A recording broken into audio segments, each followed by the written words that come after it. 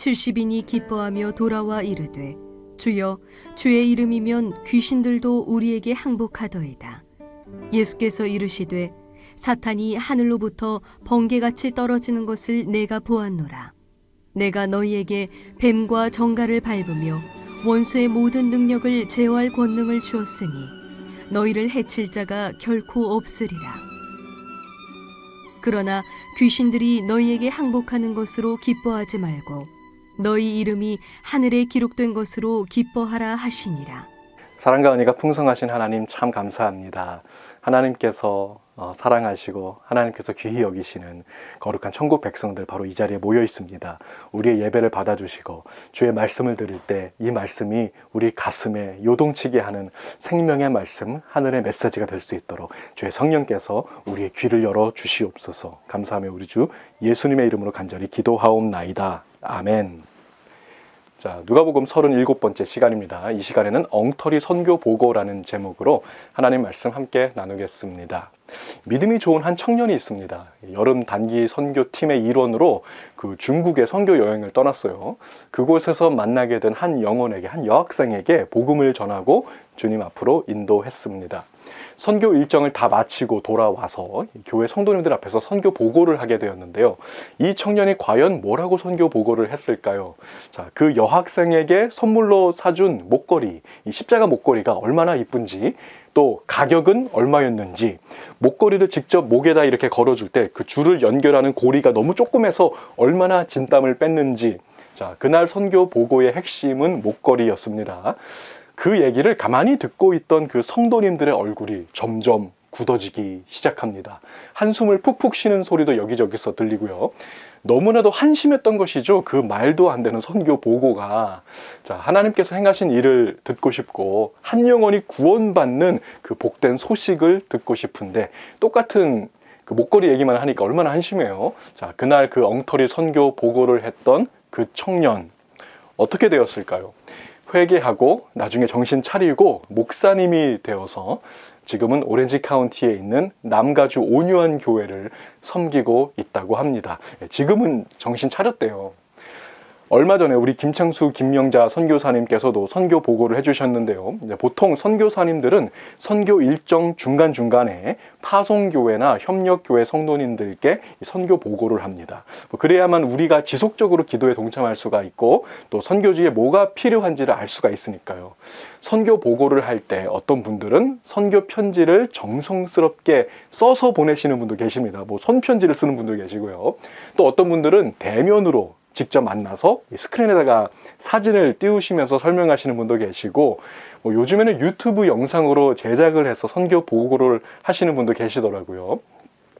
자, 그런데 아주 가끔은 마치 청년 시절의 저처럼 엉터리 선교 보고를 하는 분도 있다는 거예요.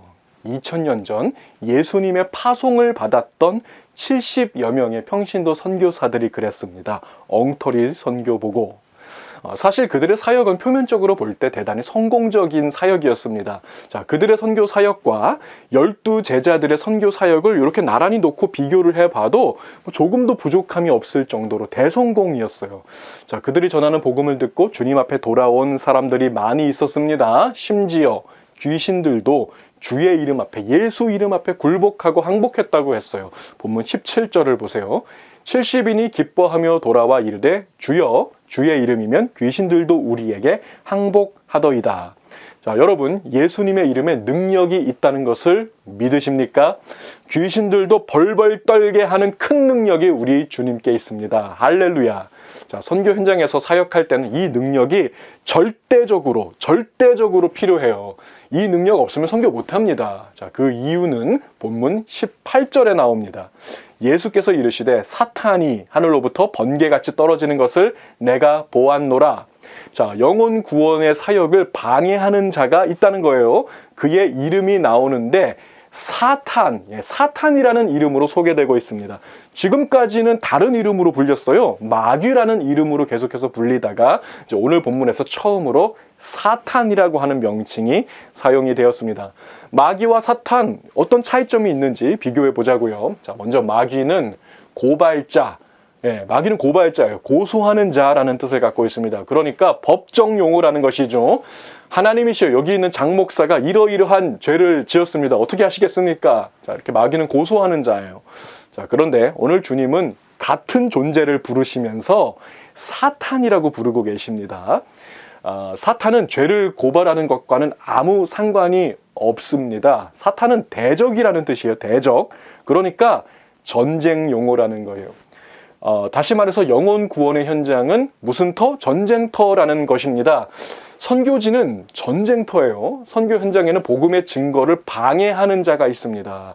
방해할 뿐 아니라 선교사님들을 실제적으로 위협하고 공격하는 실제적인 대적이 있다는 것입니다. 사탄입니다. 여러분, 우리는 사탄에 대해서 오해하고 있는 게 대단히 많습니다. 어떤 설문조사를 보니까 하나님의 존재를 믿으면서도 이 사탄의 존재를 믿지 않는 그리스도인들이 많더라고요.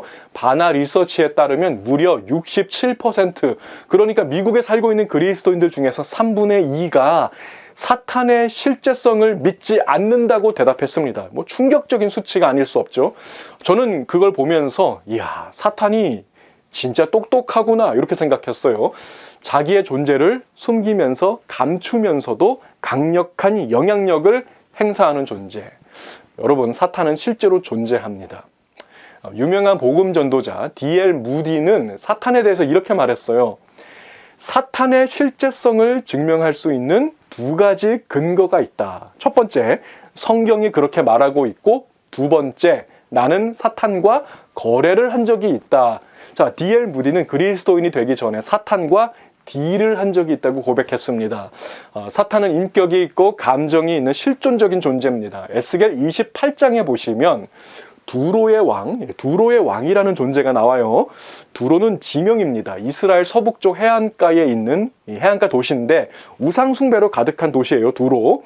그 도시의 왕에 대한 얘기가 나오는데요. 이 에스겔 28장을 다 읽어보면 여기 나오는 두로의 왕은 사람이 아닙니다.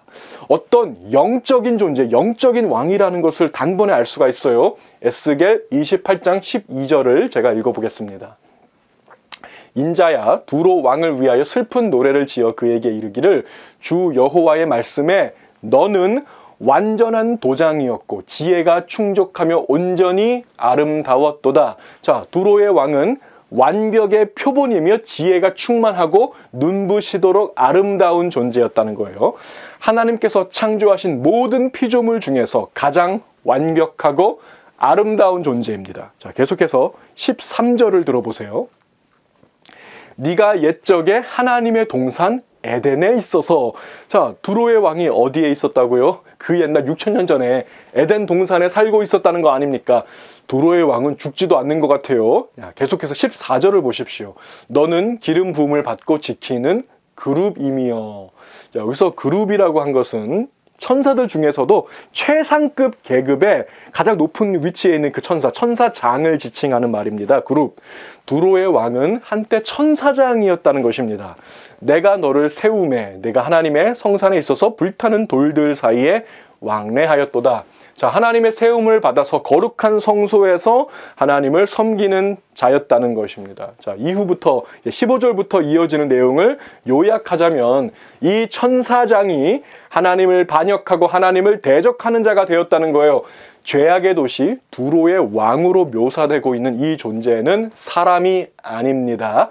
한때 천사장이었지만 하나님을 반역하고 하나님의 대적이 된 존재, 모든 악한 세력을 다스리는 어둠의 왕 사탄을 지칭하는 것이라고 대부분의 학자들이 동의하고 있습니다.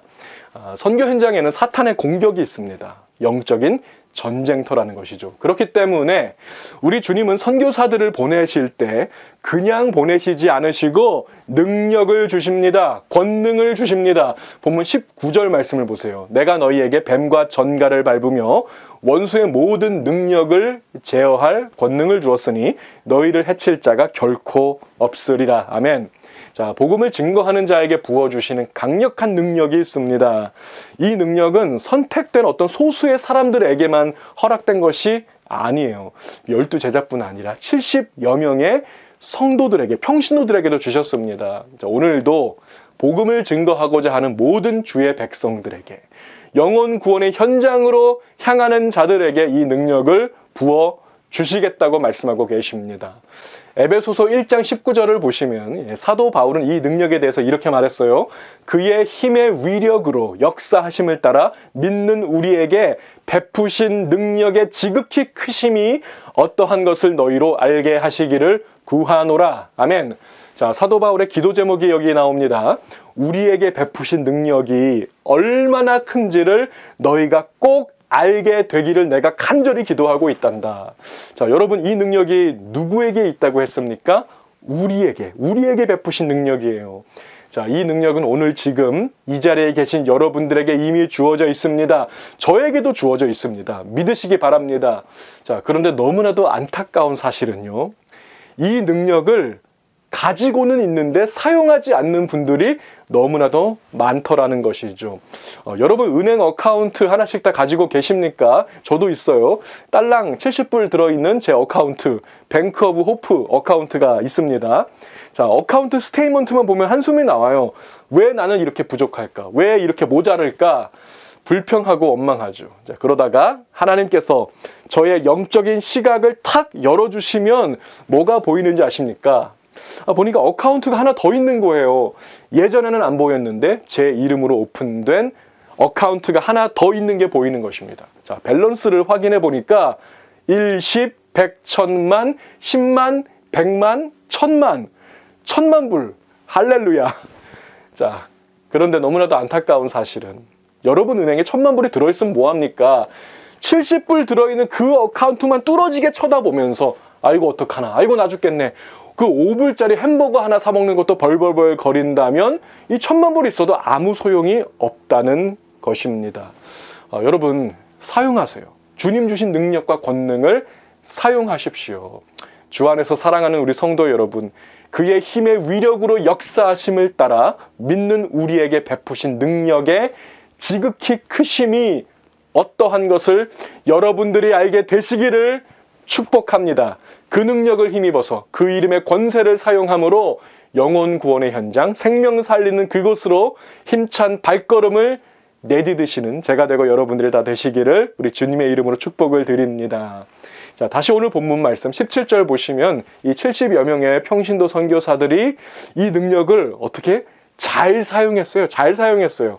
자, 사역을 마치고 돌아오자마자 신이 나서 선교 보고를 하는데요. 얼마나 기분이 들떠 있는지, 자, 그들의 들뜬 감정을 엿볼 수가 있습니다. 17절 보세요. 70인이 기뻐하며 돌아와 이르되 주여 주의 이름이면 귀신들도 우리에게 항복하더이다. 자, 완전 신났어요. 기분 최고예요. 한번 생각해 보십시오. 이 예수님의 이름 앞에 귀신들조차도 꼼짝을 못하고 항복하는 것을 체험했는데요. 이게 간접 체험이 아니에요. 직접 경험이라는 거예요.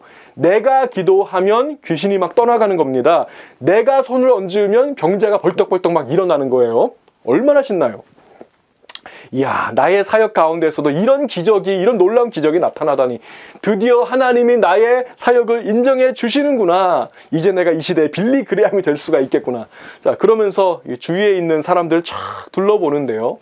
사람들의 뜨거운 시선이 막 느껴지는 것입니다. 나를 우러러보는 존경의 눈빛이 느껴집니다. 사람들의 인정도 받고 일도 잘 풀리고 그 부러운 시선을 한 몸에 받고 있자니, 자, 마치 내가 어떤 대단한 존재가 된 것 같은 착각에 빠지게 되죠. 자, 17절을 보시면 그들이 기뻐했다고 했는데 여기에서 말하는 기쁨은 헬라어의 카라라고 하는 단어예요.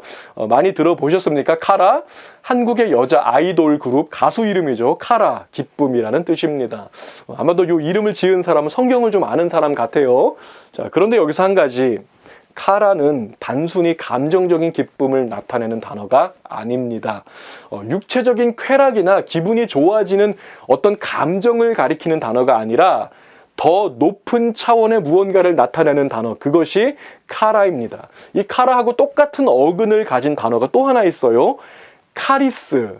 카라 그리고 카리스, 같은 어근이에요. 발음이 비슷하죠? 뜻을 살펴보면 카라는 기쁨이고 카리스는 은혜입니다. 자, 어떤 관계가 있을까요? 카라는 그냥 기쁨이 아니고 하나님의 은혜로 주어지는 기쁨이라는 뜻입니다. 한마디로 말하면 영적인 기쁨이라는 거죠. 여러분, 하나님의 은혜를 우리가 깨달을 때 무엇이 있습니까? 기쁨이 있습니다. 자, 이 기쁨은 쾌락이 아니에요. 영적인 기쁨을 말하는 것입니다.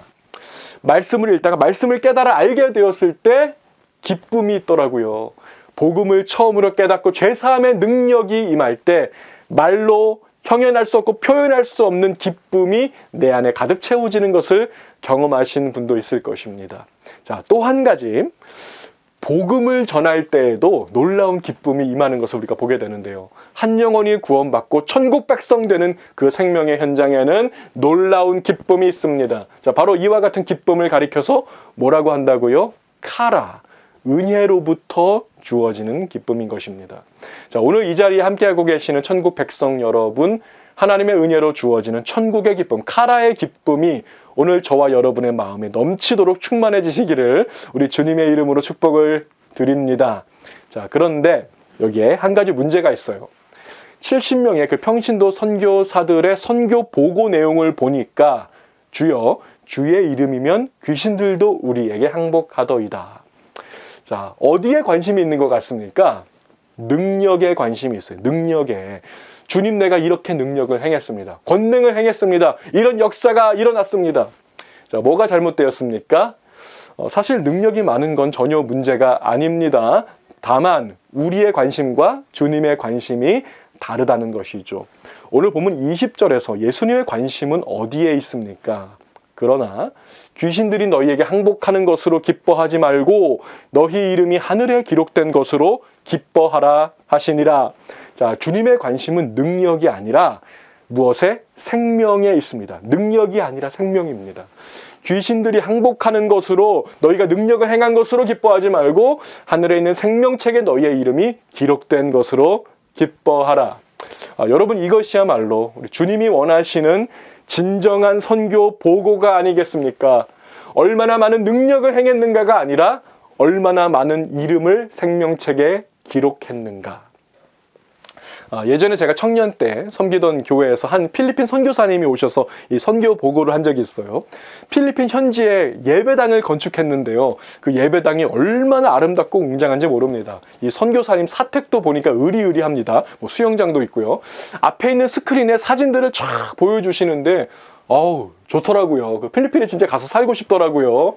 그때 그 자리에 계시던 한 권사님께서 선교사님, 질문이 있습니다. 선교사님의 사역을 통해서 구원받은 사람은 몇 명이나 됩니까? 갑자기 정막이 흐르고 분위기가 숙연해집니다. 단 한 명도 없었기 때문이죠. 15년 사역 동안 단 한 명의 영혼도 구원하지 못했기 때문이죠. 자, 그 선교사님하고 저의 공통점이 있어요. 엉터리 선교 보고를 했다는 것입니다. 자, 주님이 선교사님들에게 부어주시는 능력과 권능이 있습니다. 그러나 그 능력은 수단일 뿐입니다. 화려한 건물도, 웅장한 저택도, 좋은 프로그램도 수단일 뿐입니다. 여러분, 수단으로 본질을 대체하지 마십시오. 수단을 자랑하지 마세요. 앞에 있는 스크린 화면에서 우리 주님이 보고 싶으신 것은 화려한 건물이 아니라 구원받은 한 영혼이 환하게 웃고 있는 얼굴인 것입니다. 주 안에서 사랑하는 우리 성도 여러분, 본질을 자랑할 게 없을 때 우리는 수단으로 본질을 대체하려는 유혹에 빠지게 됩니다. 자, 바로 그것이야말로 우리의 대적 사탄이 집요하게 노리는 것입니다. 수단을 내세우지 않아도 저와 여러분에게는 자랑거리가 차고 넘칩니다. 기쁨의 이유가 차고 넘칩니다. 무엇입니까? 하늘의 생명책에 여러분의 이름이 기록된 것으로 기뻐하십시오. 아무도 지울 수 없고 아무도 빼앗을 수 없고 결코 분실될 수 없는 이 책에 여러분의 이름이 새겨져 있습니다. 자, 또 한 군데 여러분의 이름이 새겨져 있는 곳이 또 한 군데 더 있어요. 제가 고등학생 때 작곡을 좀 해보겠다고 만들었던 제가 작곡했던 찬양 중에 한 곡 그 가사를 소개해 드립니다. 예수 보배로운 그 이름, 죄인의 몸 입고 오신 만유의 주, 못 박힌 그 손바닥 내 이름 새겼네. 나 더욱 주를 사랑해. 이사야 49장 16절 말씀입니다. 내가 너의 이름을 내 손바닥에 새겼단다. 아무도 지울 수 없고 아무도 빼앗을 수 없는 곳에 우리 주님의 손바닥에 여러분의 이름이 각인되어 있음을 믿으시기 바랍니다. 능력이 아니라 생명을 자랑하는 자, 수단이 아니라 본질을 간직하는 자, 하늘로부터 임하는 카라의 기쁨을 날마다 누리는 자, 바로 제가 되고 여러분들이 다 되시기를 우리 주님의 이름으로 축복을 드립니다. 기도하시겠습니다. 사랑과 은혜가 풍성하신 하나님 아버지 참 감사합니다.